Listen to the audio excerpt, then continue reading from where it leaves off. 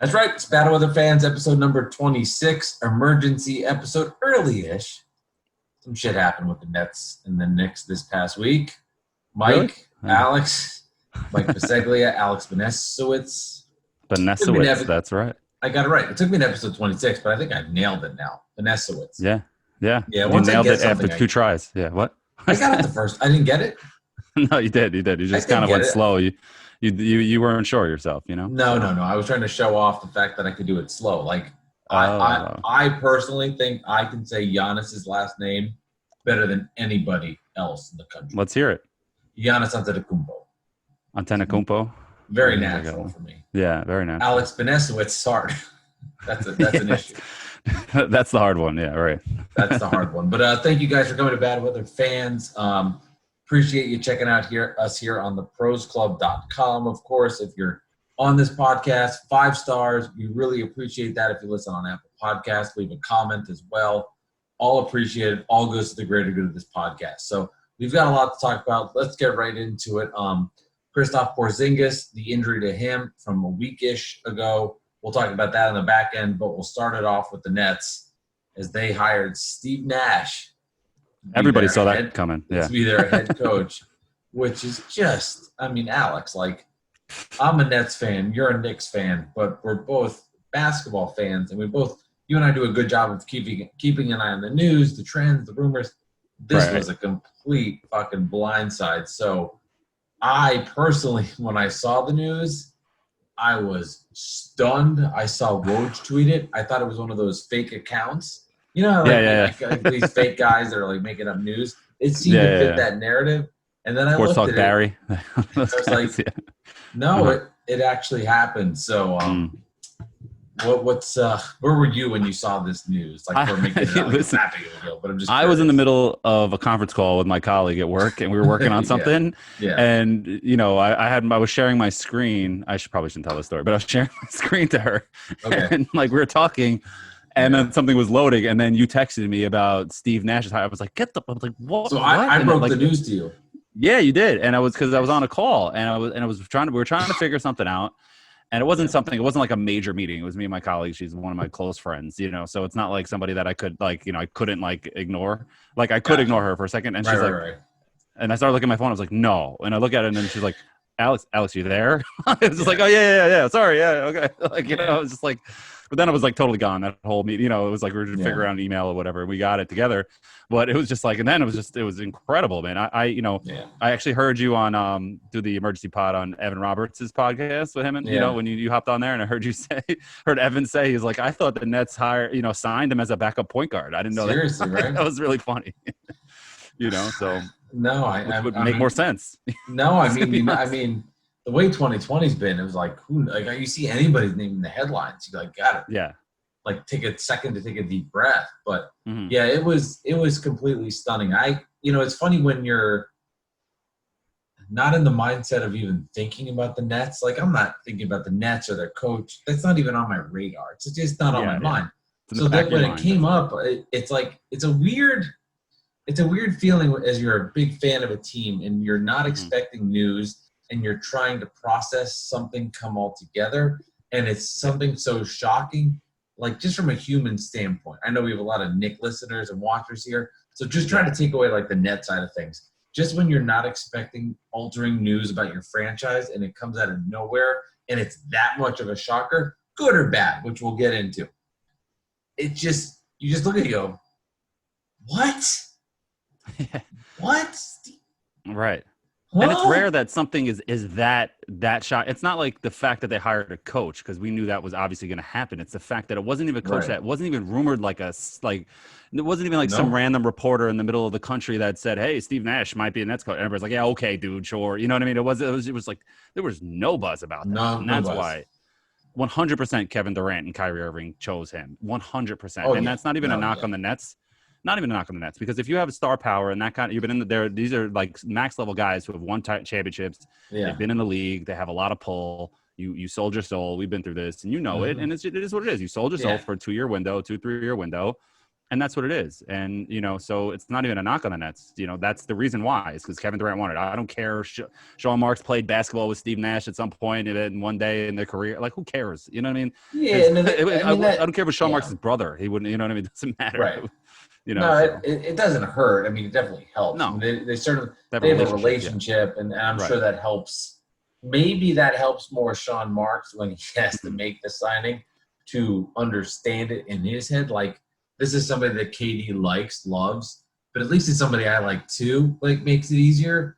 I think that does help Sean Marks. Like, if somebody told me like Alex was, joining forces with me to do something, at least I'd be like, and I like Alex, so at least thanks. that helps. Yeah, you're welcome. So I think that does play a little bit of a difference, but I mean, ultimately, let's get to it. Like, Durant loved Kerr from his time in the Warriors. That I mean, that's it. That was it. So I mean, for the Durant, white point guard, we have to. No, I'm just kidding. What's that? I said they're both white point guards, so of course they're similar. No, I'm just kidding. What are you talking about with Steve Kerr and Steve Nash? With Kerr. Well, I'm just saying, he loves Steve's. Yeah, he loves Steve's. Big Steve guys. I'm just saying for Durant, like, this is it, man. He's made his decision. Here it is. Let's go. Let's go. You're ready to go. There's no excuses now. It's either we win or we don't win. But yeah, people are going like, oh, it was a terrible hire. Oh, it was a great hire. I've heard more on the terrible side of things. Like, obviously, Coach Popovich was the dream. That's the guy. Of course. You just lay it out there. His resume speaks for itself. He's an all-time head coach. Okay, if it's not Greg Popovich, then it's just, okay, the other guys that are there, okay, that's fine. Let's go. Here we go. We got the talent. So I can't look at the Steve Nash signing as a head coach and be like, this is terrible. I mean, there's so much unknown, but we've seen a track record where it can work, and we've seen a track record where it doesn't work. So with this one, we'll do, who the hell knows? But I can't rip it, and I can't at the same time say it's amazing. I just don't know the answer, and only time will tell and how he meshes with the rest of the staff. My gut instincts are this is better than Jason Kidd. I think it's very different, although on the surface level it seems very similar based on just all-star point guard, MVP.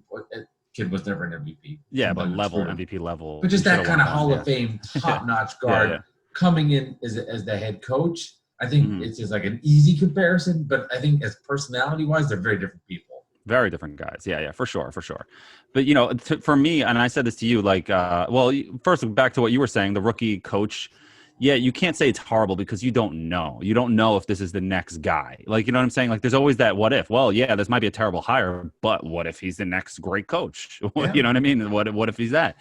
So you always have that. But for me, I think it was a big risk that the Nets did not need to take.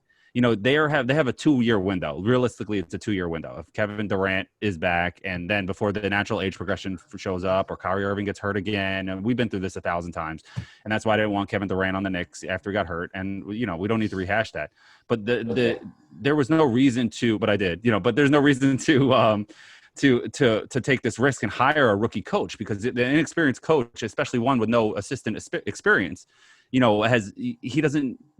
never been in charge. I know Steve Nash is he's forgotten more basketball than we know, but he's never been that guy. So it's going to take him some time, and it might take him 20, 30, 40 games to get it together. And then things start to boil, and Kyrie might get a mood swing, and this guy might get upset, and you know what I mean, about their minutes. And then if DeAndre Jordan's not getting the minutes that Kyrie wants him to get, and then are they going to get upset? You know what I mean? It's just, there's so much there that could happen. It's just like, if you just hired, obviously Popovich is the dream, but if you just hired Jacques Vaughn, or you hired a guy that was like a regular coach that's been around the block, not Mark Jackson, because I don't think that works, but just somebody who's like, name a coach, Joe Coach, who's been around the league, who's been an assistant forever, or has been a coach before. He's going to step in, even if it was Tibbs, somebody like that is going to step in, and that that he's going to step in and he's going to get it done. He's going to coach, and he's going to be fine. You know what I mean? Like, I don't know if Steve Nash was that, and that's just not the risk that the Nets should have taken right now, in my opinion. I mean, obviously it might work out, but that's just how I feel. I see what you're saying. How I feel.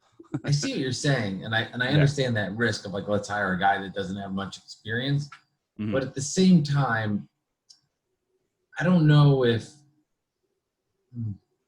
like, is Ty Lue, like, are you gonna, if they hired Ty Lue, you'd be like, oh, he's got all this experience, and you'd feel like so much more confident with him. I mean, I don't like.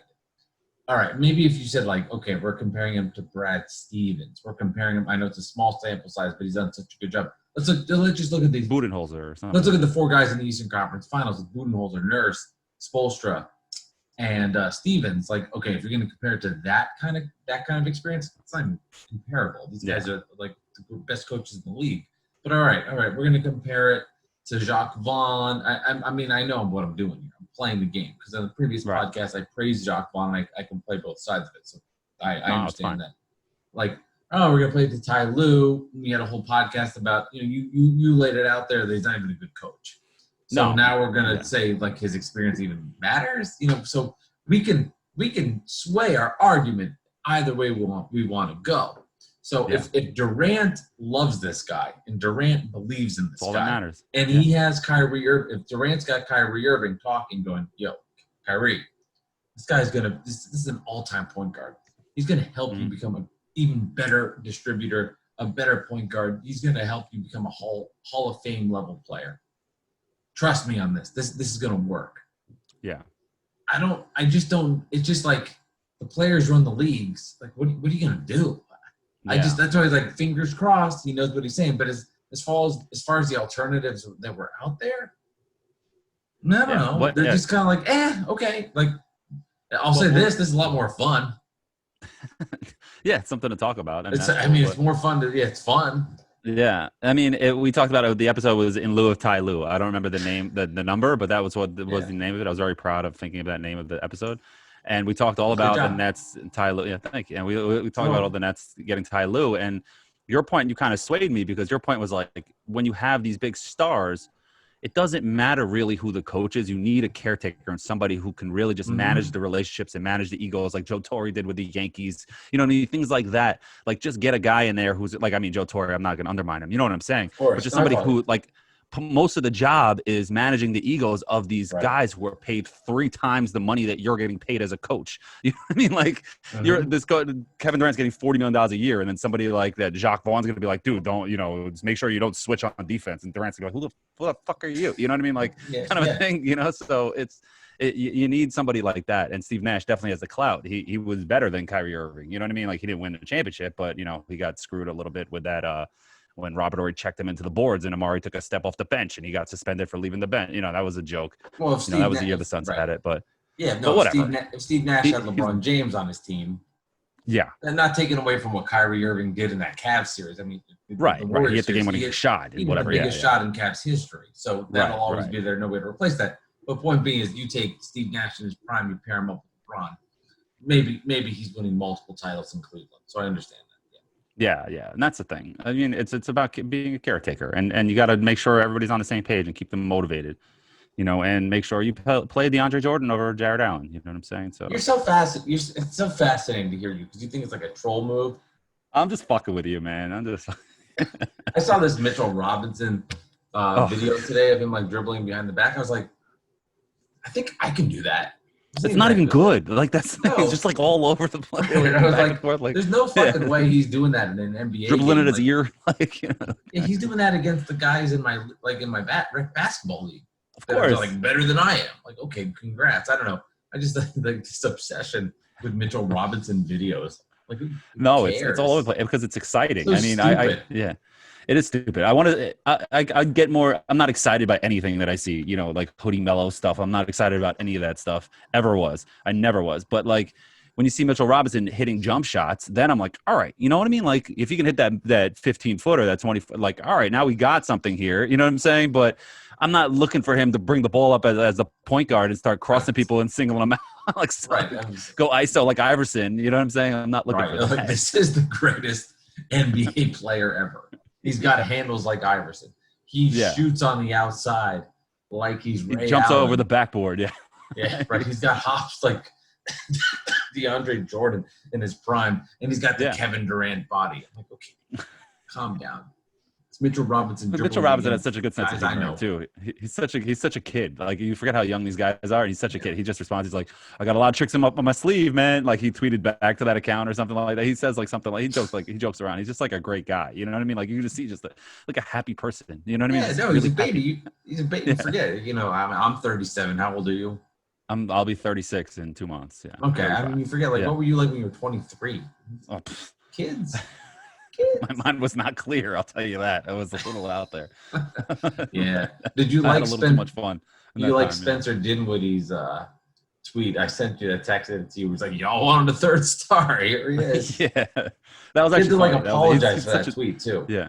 Oh, come on, dude. Because people are that he's such a dork though. Yeah. You hate Spencer.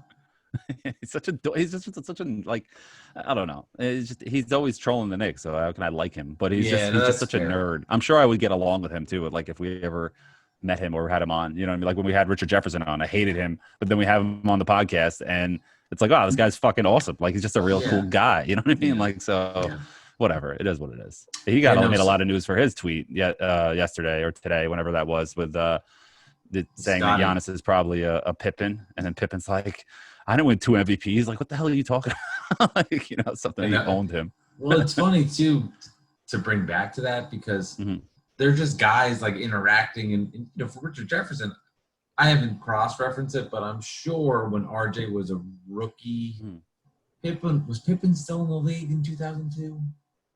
Probably. He's probably like the Blazers or something, right? When did the Lakers win their first title? He's probably because he went back to the Bulls. Yeah. So when he got very tail end of his career, he was still there. But like for RJ, like looking up to Scottie Pippen, it's like Scottie Pippen.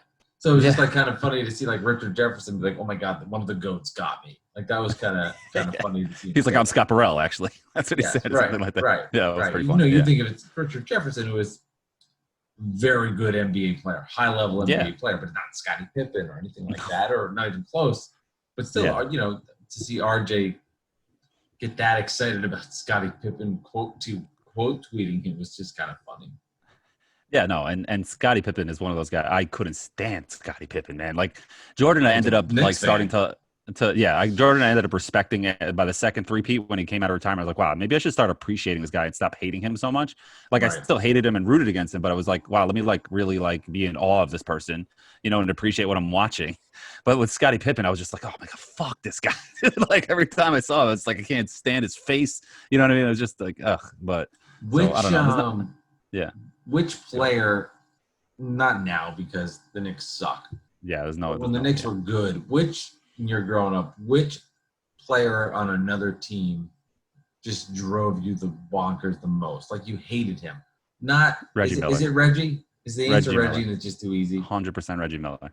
Reggie Miller and Scottie Pippen. You know, Jordan I hated too, but like I said, he was different. Michael Jordan. You know what I mean? Like it's just But Reggie Miller was God, and it's just I hated his face. I just thought he was like the original flopper, and it was just there was always like some drama around him. He's always just trying to and just. It just made my blood boil. I couldn't stand him, or like Detlef Schrempf, or those guys. Like fucking, I just couldn't stand those Pacers teams, man. Like, and the Knicks actually beat them most of the time, you know. But it was just, man, like every time, every time they played the Pacers, it was just so intense, and it was just, it was definitely Reggie Miller. It was like without a doubt, Reggie Miller. And then when the Heat came on, and like they kept beating the Heat with, I hated Riley so much, and the Heat came on, and with Tim Hardaway I hated, and Alonzo Mourning I hated, and Sean Leonard I hated, and all those guys on the team. Leonard, that's a name. Yeah, like those. Man, I couldn't stand them. And and then that what was that backup point guard that had some crazy shit? I forgot his name or whatever. But it was just on the Heat. They had like a backup point guard that was like that had a couple big shots in the playoffs versus the Knicks. I forgot his name. It's gonna drive me crazy. Maybe Anthony something. I want to say. What's the guess? Anthony something, I want to say something like that. It's gonna drive me crazy if I don't think. I'll have to think about that, man. These are your names, but maybe it'll come to me.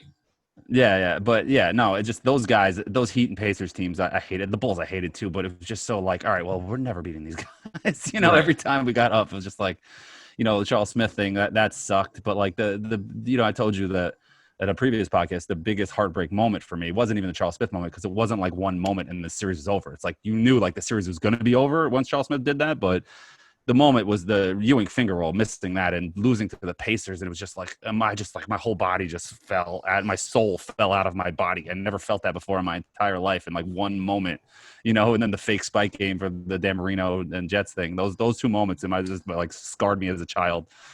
and maybe the fan that I am today, you know what I'm saying? Like nothing could be as bad as that. No, I know.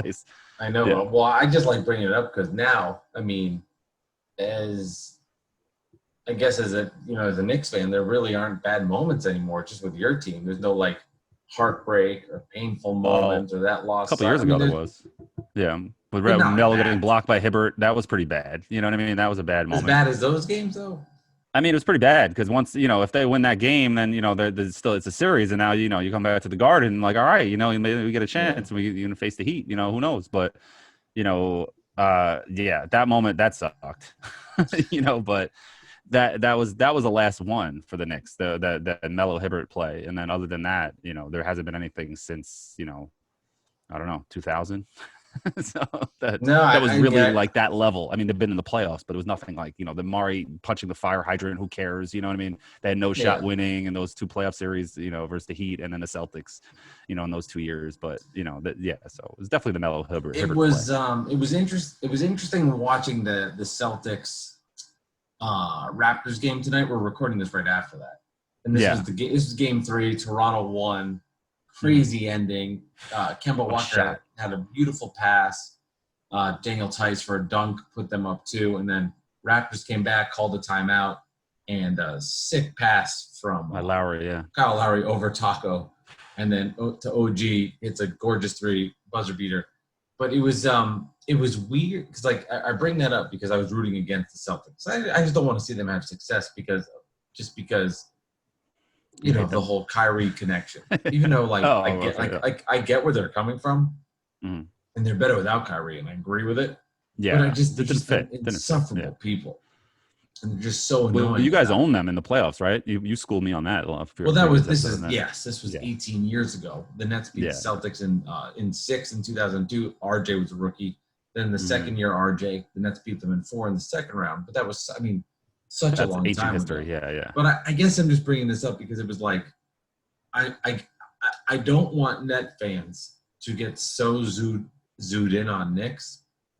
Like it's time to worry about like the Celtics are better with Kyrie gone, and the Celtics are on the verge of the Eastern Conference Finals. Like these are the rivalries that need to happen, and I'm at fault for this too. There's so much obsession with the Knicks as a Nets fan. It's time to just not care. And I'm to blame. I'm to blame for this also. But it's like I gotta stop falling for these Knick tweets. These people. Like I fell for one. It's in the poll question. We'll talk about this. You put it out there, and one of the answers is Joe Harris. And somebody wrote Joe Harris, and he kind of like poo-pooed on Joe. And then I had to go in there and like defend Joe. Nobody poo-poos Joe on your watch. I'm just like, this guy doesn't know what he's talking about. Like, why am I even bothering? Why am I annoying myself with this? This is not right. This is incorrect information. So I got just my PSA for Net fans. Enough of the Knicks. They suck. Yeah. We've got Steve Nash. We've got the best coach in the NBA. We've got to move on and be excited for next season. But truthfully, Alex, and then I'll shut up, talk too long. Seeing how the Bucks are playing right now, seeing how everything's going, and I know it's a bubble and it's a neutral site and things are weird. Like, if next year, if you're the Nets, like, they can make the NBA Finals with this squad. There's no doubt in my mind. Healthy, it's for sure. Possible. Yeah, it's possible. Even if KD's at 80%, like, they have a good enough team to do it. But because 1 through 10, they're very deep. With like next season, for example, when Joe Harris and Spencer Dinwiddie are 6-7 on the run, like if they're their bench players, like that's a good deep roster. So that's a starting team for most teams. Yeah. Their bench. No, it's true, and it's true. But that's the thing is what is Kevin Durant, and that's been the question of what is Kyrie Irving, because he's now had strung together a couple of years in a row being injured, and people just forget about that. You know what I mean? Is he going to stay healthy? No, he's always hurt. Always hurt. And what is 75-80% of Kevin Durant? What is that? What level player is that?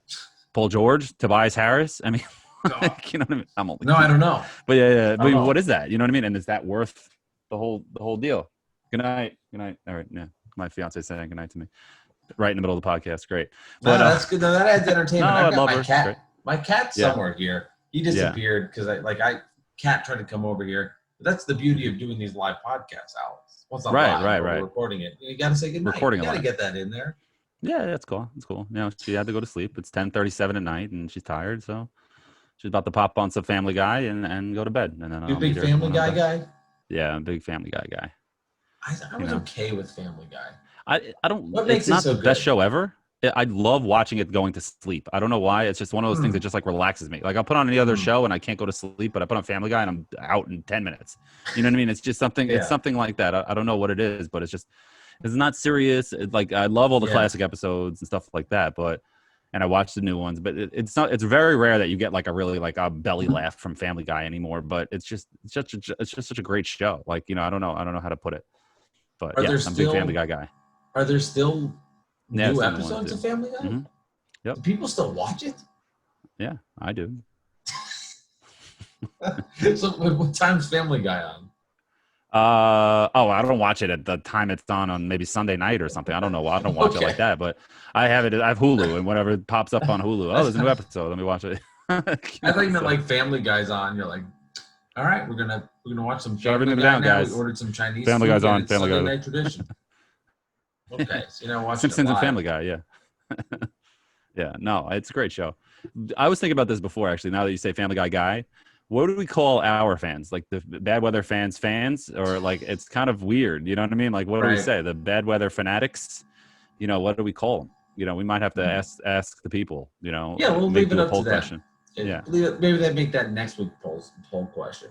So Bad Weather fans, Bad Weather F squared. That's so stupid. Yeah, Bad Weather. Good weather people, dudes. We need something like the Beehive. We need something like catchy that people will be like, yeah, I'm part of the, the BWFs. Get caught in the storm.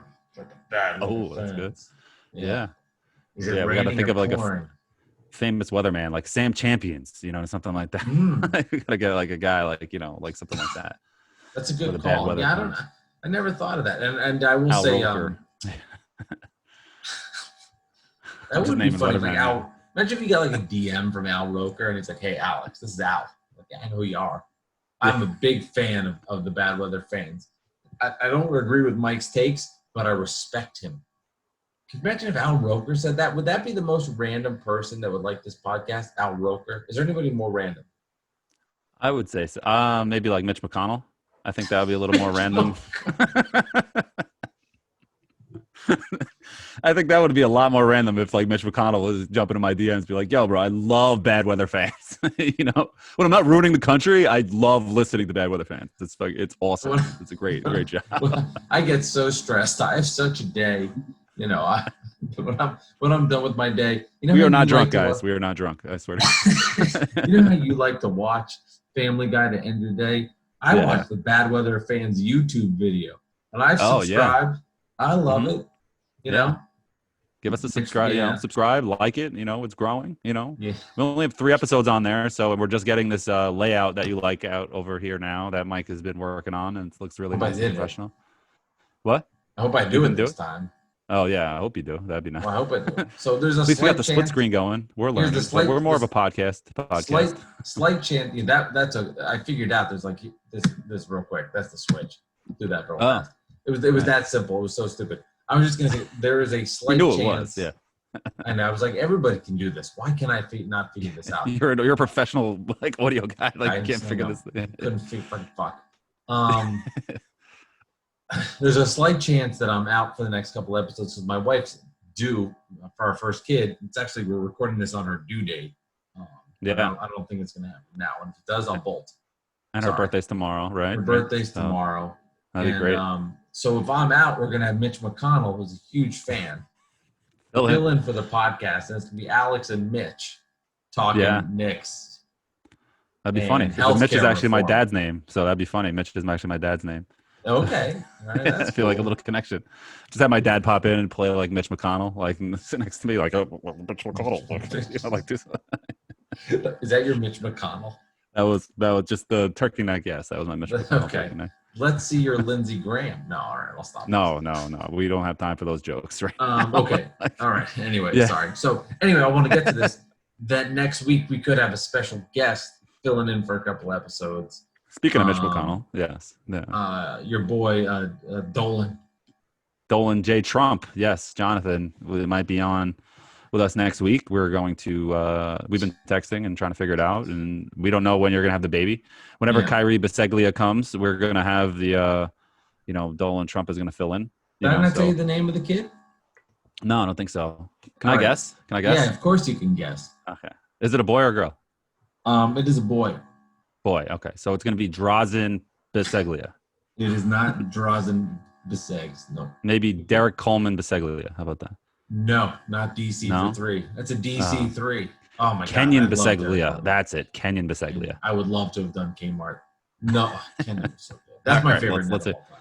Yeah, no, I know. I was trying to name some good How ones. good was Kenyon? Not Yinka Biseglia, though. It won't be Yinka Biseglia. Yinka's dead? I know. Rest in peace. Yes. You know Yinka went 9 years or something without an assist?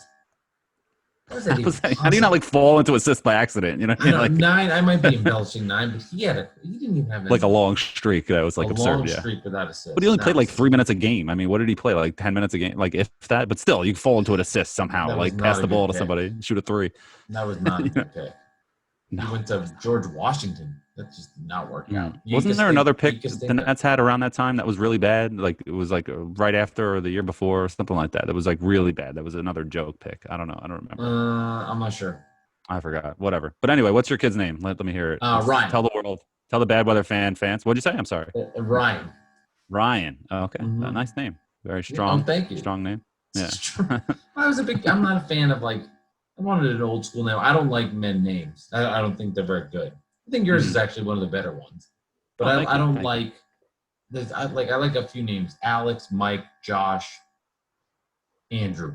That's really it. Not a Bill guy, right? You're not a Bill. You don't like Bill or Bob or you don't like Steve. So you got to tell Steve Nash that you don't like his name, kind of a thing. I would not name my kid Steve. No. So I apologize to Steve Nash. Or if you're a Steve that watches this podcast. I do, however, love female names. They're fantastic.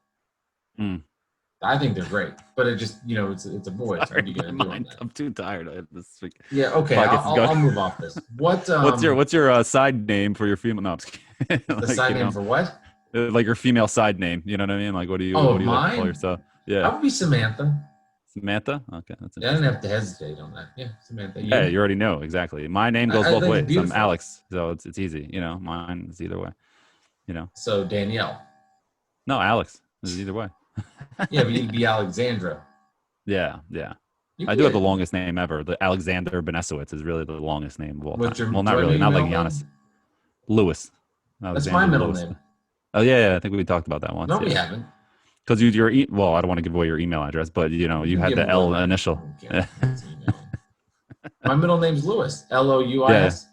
Yeah. You had an L in there. I was like, "What's your middle name?" And then we talked about it. This is like when we first met, though. No, I don't remember this at all. We really had the same middle name. Yeah.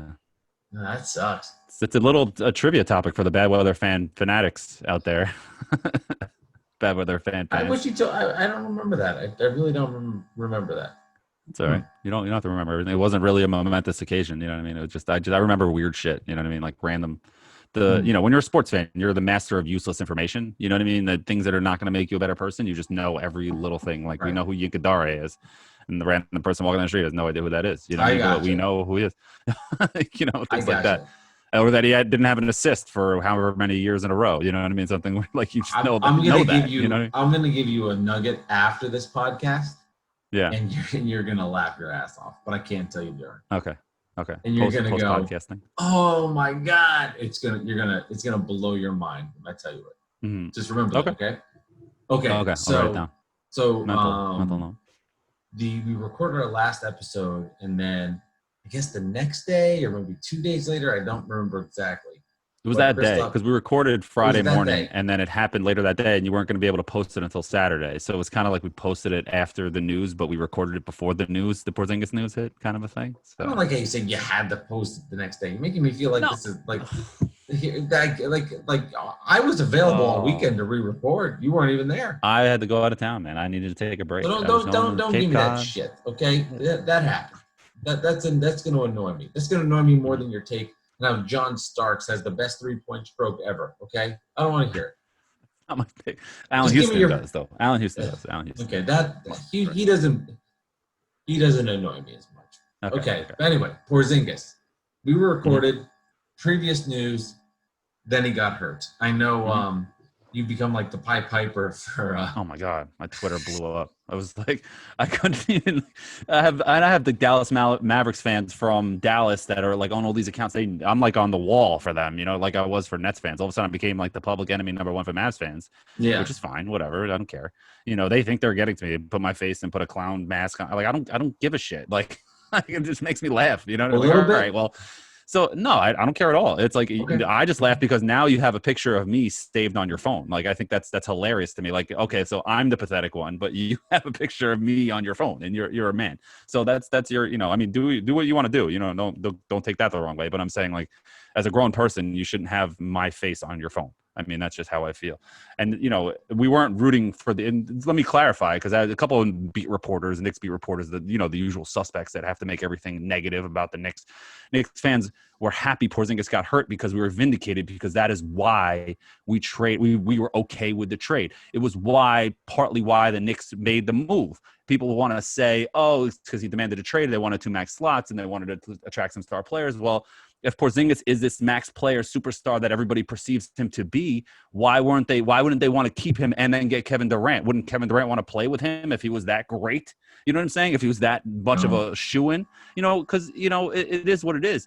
So we were laughing and giving it back to everybody, because over the last year we've been taking a beating from the media. The Porzingis hits a jump shot and they're doing a parade like, I can't believe they traded Porzingis. Trey Burke hits a layup in the playoffs in the bubble and he wasn't even on a team 2 months before, and it's like, oh my God, the Knicks are so stupid. And it's like, all right, well listen, this is why we did it, motherfuckers.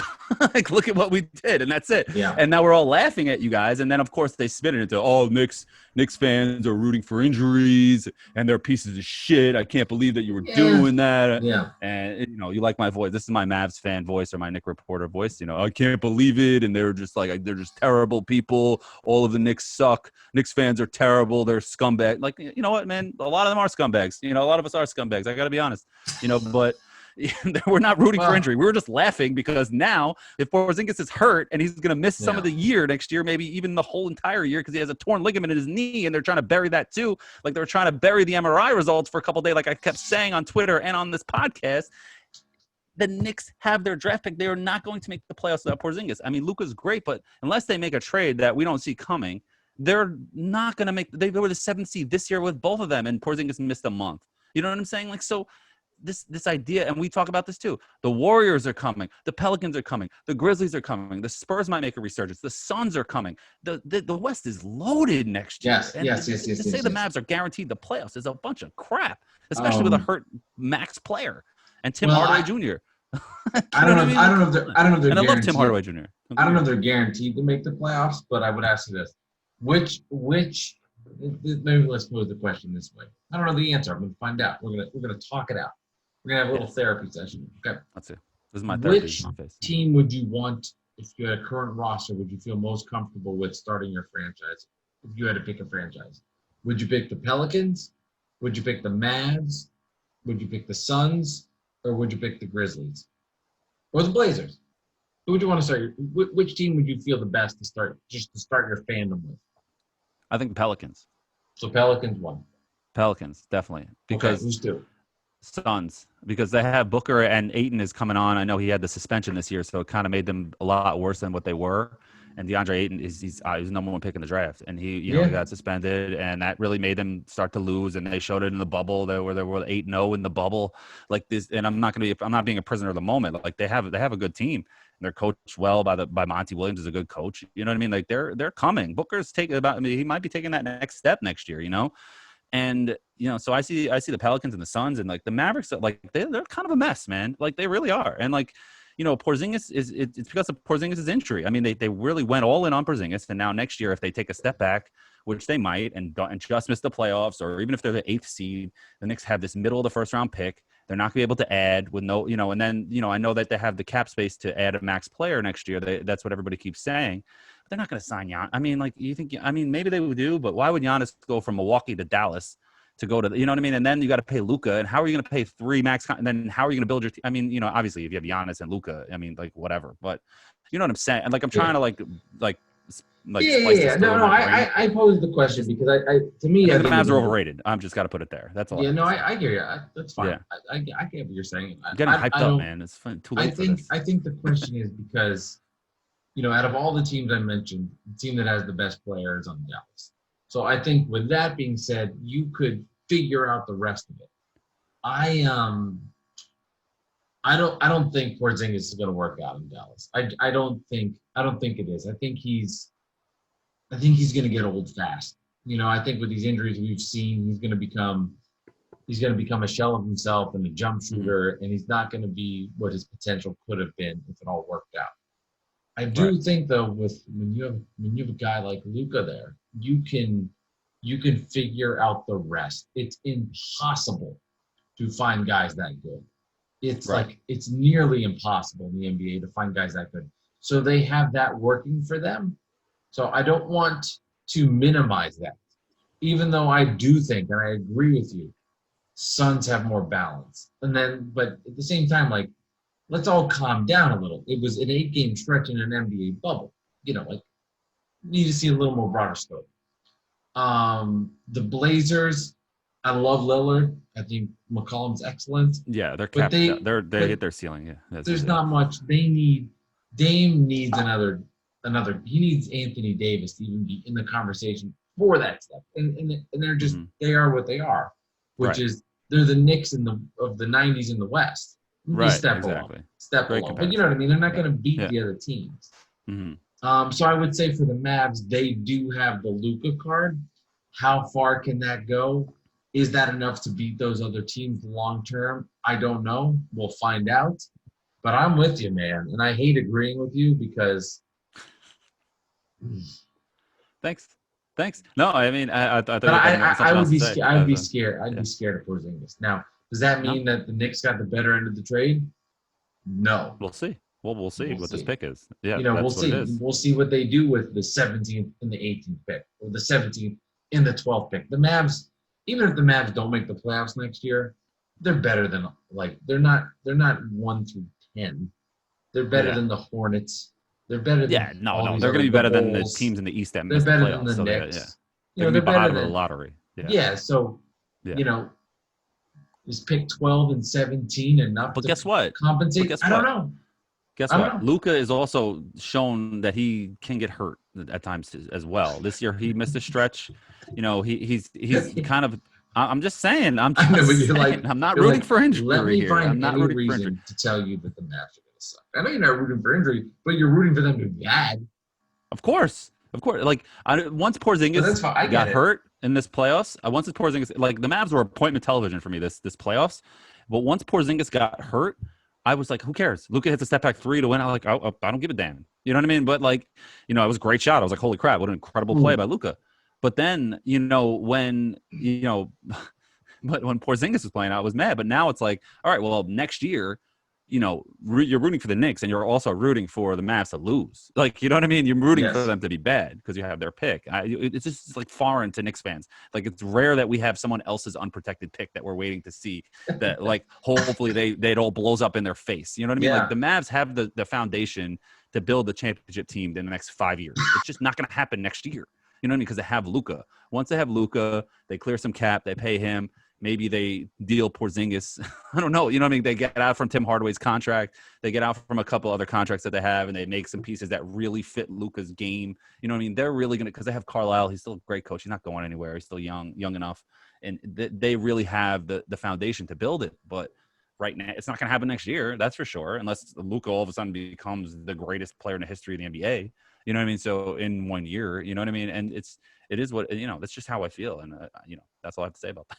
No, what would have annoyed you more, Mavs bubble run or Nets bubble run?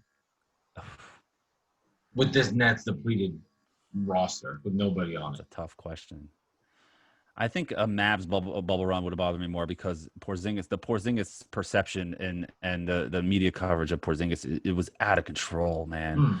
Like the Nets doing well with this team in the bubble is not a direct shot at the Karis Knicks. LeVert and Joe Harris, Yeah, it's not the dudes same. you don't dislike. If it was Durant and Kyrie doing it, then it would be like, oh, damn. You know what I mean? Like, that's because then you're just going to hear, I get mad about people like that are throwing things in my face that are not accurate thoughts. You know what I'm saying? Like, that kind of stuff just bothers me. Okay. And so it's like Stephen A. Smith says on TV the other day, like, the day of the draft, I was pounding on the table. They should draft Donovan Mitchell. And then everybody's like, well, actually, you weren't. You said you wanted Dennis Smith Jr. or Malik Monk. Like, you had this video, bro. Like, you were on video saying this. Like, you know what I mean? Like, what are you talking? You're lying. And then it's just, things like that drive me crazy. And like, and then like the Porzingis, I can't believe the Knicks traded Porzingis for cap space. Like, no, they got 2 first-round picks. And they're like, no, I can't believe they traded him for Dennis Smith Jr. Like, no, they got 2 first-round picks. Like, you know what I mean? That's what the deal is. You know what I'm saying? Yeah. Like, and the one in the future is a protected, like, I think top 10, 5 protected, whatever it is. But I don't know, whatever. You've changed my mind a little bit about things like when teams rip the Knicks for not taking a player and you like illustrate the other teams that didn't. I still enjoy when people point out the Knicks. Of course you do. Yeah, I do think it's easy because there's so much of a canvas to work with the Knicks because they do it every year. Yeah. So that just makes it like to illustrate this point, this point, this point, this point. But it is fun seeing that it's always the Knicks pointed out, and I can see your frustration. I can put myself in your shoes and see how that would annoy you. I mean, from my end, it's extremely enjoyable. Hilarious, yeah. No, and that's the Knicks of the punchline, and I get it. It's just, the reason I bring that up is because, like, if somebody said if the Knicks, for example, hired Steve Nash to be their head coach, the media would have killed them. Mm-hmm. I don't know if they would have. I don't know if that's true. I don't know completely if they would have. I think Steve Nash is so well respected and liked. I don't think the Knicks would have gotten killed for the hire. Mm-hmm. I think they would have because there was also already the silly white privilege things that are put out there that Steve Nash got the job because of that, and there's already this perception that Charles Oakley started the nonsense that Dolan is racist because no, but that's where I'm going, and like because it'll be either that angle that they hired him because of that, which is absurd, or there'll be the other angle where the Knicks are just looking for the big name to win the back pages angle. It's going to be either one of those things, or they think the Knicks are hiring Steve Nash because they think they're getting Giannis, and Giannis is friends with Steve Nash, and they have a video of them once taking a picture. It's some stupid thing like they already did that with Kenny Payne. They hired an assistant from Kentucky to be as their assistant, a very experienced coach, a very good hire, and they're like, do you think Kenny Payne's going to get you Anthony Davis one day or something because he went to Kentucky? What does that mean? Like, no, I mean, he fits with Kevin Knox. Yeah, you know what I mean? You can't win when you're the Knicks, no matter what you do. You know what I mean? It's a chicken and the egg thing with the Knicks too. They've been so bad at making decisions. No, I know. That it's like they're an easy target. Yeah, it's an easy target in the self-fulfilling prophecy where people want to go after them and they want to do it. Like the truth of the matter is, if the Knicks were just the Hornets, the Knicks, like, truly are just a boring team right now, in a good sense. Don't have much talent. They've got some young players they can develop, and they're doing things like the proper way. But because of the market they're in and the history they're in, and the Nets' ascension to the media's mind, I won't say all the way there, but like in the media mind, like the Nets have come in and have become the media darling in this new age on a national scope. Right. It just plays into everything with the Knicks. So I think you've enlivened me a little bit to that. I just don't want to see them have success personally because they just annoy me. But like I said, I don't blame you. When I started this podcast, I can't be thinking about the Knicks. Like, even if the Knicks progress and have a 37-win year, which would be a good year, they make strides. RJ Barrett was good. Mitchell was good. Whoever they draft, what do they have, the 15th pick? Who? The Knicks? The Knicks? They have 8 and like 27, Sorry, something like that. that Yeah, was a bad yeah, joke. Okay, let's say yeah. their eighth pick they get is solid, and they win Oh, I 37 missed that. games, Okay. and they're a 10 seed, and they play Yeah. better, right? If Right. that was the Hornets, if that was the Bulls, I wouldn't care. So I Nobody have would. to like remember, don't care. Anyway, so but I can just see your frustration, and I can see your level of anger with the media. But at the same time, I can see why the Knicks are an easy target. So I think Hmm. as much as you're upset with the media and as much as the media picks on the Knicks, it's probably somewhere in the middle is how I would view it.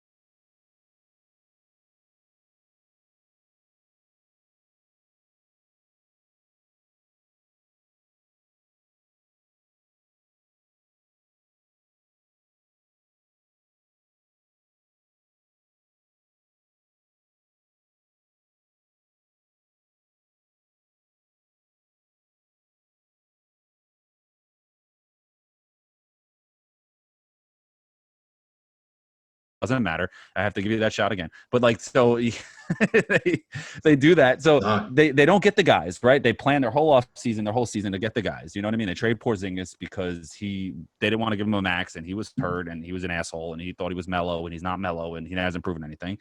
And the Knicks said, you know what? We're just going to sign Julius Randle. We're just going to sign Taj Gibson. We're just going to not punt on this season, but we're going to develop the players. We're going to keep it going. We're going to just keep our options open. We got extra picks. We keep getting more picks. We're going to develop our players, and let's see what happens. And look what they got right now. They got RJ Barrett. They got Mitchell Robinson as their only 2 real prospects, and then they have all of these draft picks. They have the cap space to absorb a big contract like the Nets did with DeMar DeRozan, like not DeMar DeRozan. I'm sorry, DeMar Carroll. You know what I mean? They have got they to get a first round. They can do these things now in the future that they weren't able to do in the past, even with the Melo years. You know what I mean? They blew their load on this Melo trade, and then they traded all these future firsts. And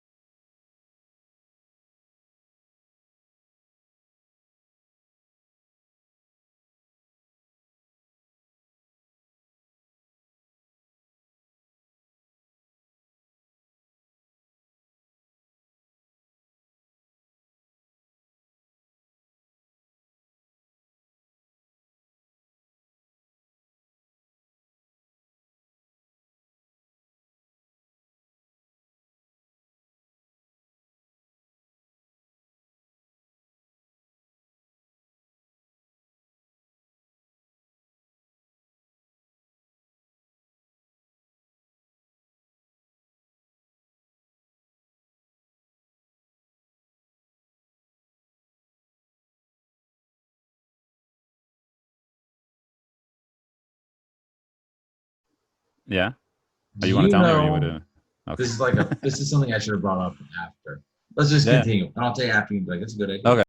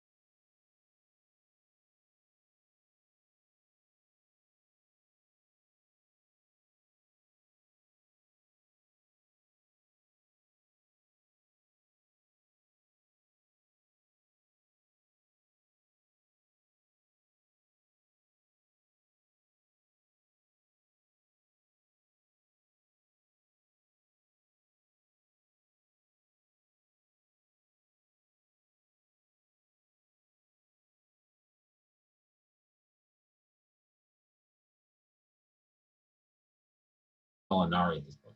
Who Yeah. cares? I just think we just want the Knicks fans just want shooting, and they need like that big shooter that can stand in the corner and pop the three, and you know what I mean. So I know Joe Harris does more than that. Marcus Morris does more than that. You know, Davis Bertans, I can't tell you I've watched more than 12 of his games in my life, maybe like not even. So I can't even tell you what his game is, but I know he can shoot. Yeah. So I mean, I'm going to be honest with you, but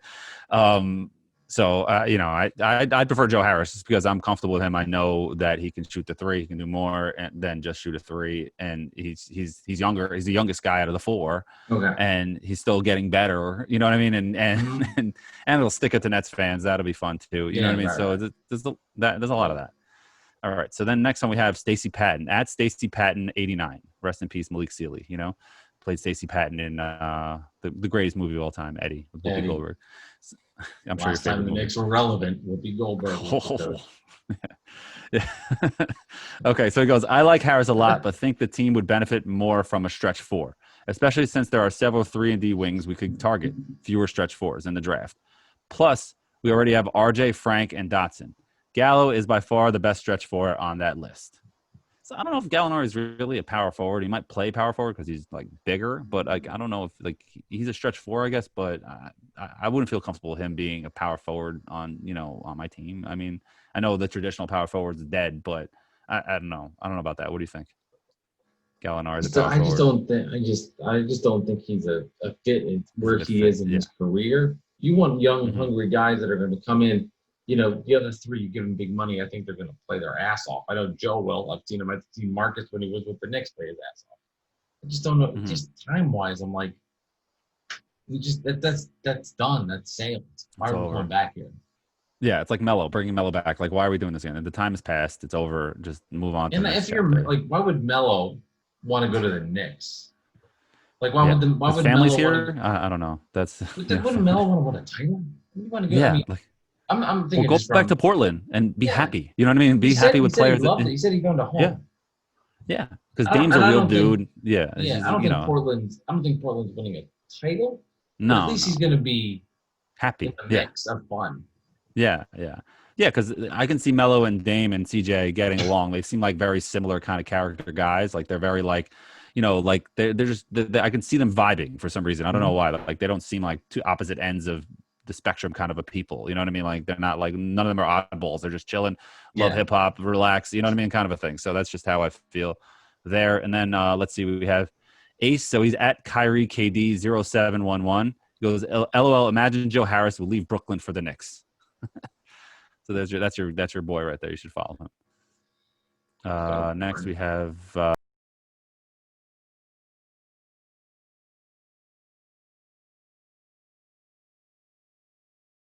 and they need shooters. People saying Joe staying in Brooklyn must have forgot how he felt about Kyrie's comments earlier this season. What were his comments? I don't remember. I would love to see Joe Harris seeing this and go, what? What are you fucking talking about? He had the comments about you saying teammate who just